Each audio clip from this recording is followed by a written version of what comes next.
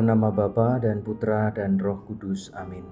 Saudara-saudari yang terkasih, selamat berjumpa kembali dalam program Gema Paulus edisi Senin 9 Maret 2026 bersama saya Roma Agustinus Anton Widarto UFM. Hari ini kita akan bersama-sama mendengarkan dan merenungkan Injil Lukas bab 4 ayat 24 sampai 30.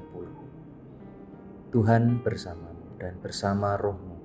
Inilah Injil suci menurut Lukas. Dimuliakanlah Tuhan.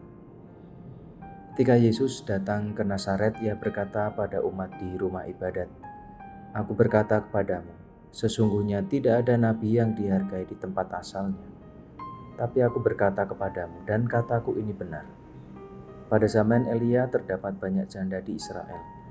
Ketika langit tertutup selama 3 tahun dan 6 bulan, dan ketika bahaya kelaparan yang hebat menimpa seluruh negeri, tapi Elia diutus bukan kepada salah seorang dari mereka, melainkan kepada seorang janda di Sarfat di tanah Sidon. Dan pada zaman Nabi Elisa, banyak orang kusta di Israel, tapi tidak ada seorang pun dari mereka yang ditahirkan, selain daripada Naaman orang Syria itu." Mendengar itu, sangat marahlah semua orang yang di rumah ibadat itu. Mereka bangun lalu menghalau Yesus keluar kota dan membawa dia ke tebing gunung tempat kota itu terletak untuk melemparkan dia dari tebing itu. Tapi Yesus berjalan lewat dari tengah-tengah mereka lalu pergi. Demikianlah sabda Tuhan, terpujilah Kristus. Saudara-saudari yang terkasih, keselamatan dari Tuhan terbuka untuk semua orang.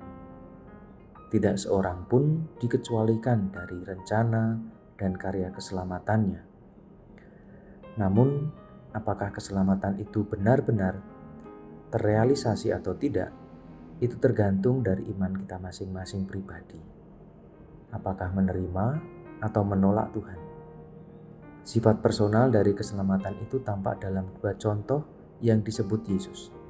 Seorang perempuan janda di Sarfat dan Naaman orang Syria. Keduanya adalah orang asing, bukan orang Israel.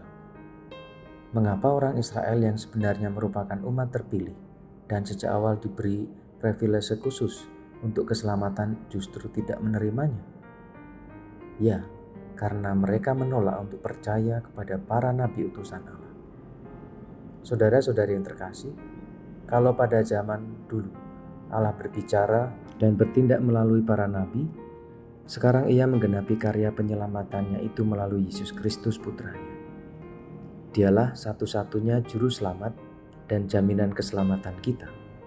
Sebagaimana ditegaskannya sendiri, "Akulah jalan, kebenaran dan hidup. Tidak ada seorang pun yang datang pada Bapa kalau tidak melalui aku." Dan inilah hidup yang kekal itu, yaitu bahwa mereka mengenal Engkau satu-satunya Allah yang benar dan mengenal Yesus Kristus yang telah mengutus Engkau. Tuhan bersama dan bersama roh. Semoga saudara-saudari diberkati Allah yang Maha Kuasa, Bapa dan Putra dan Roh Kudus. Amin.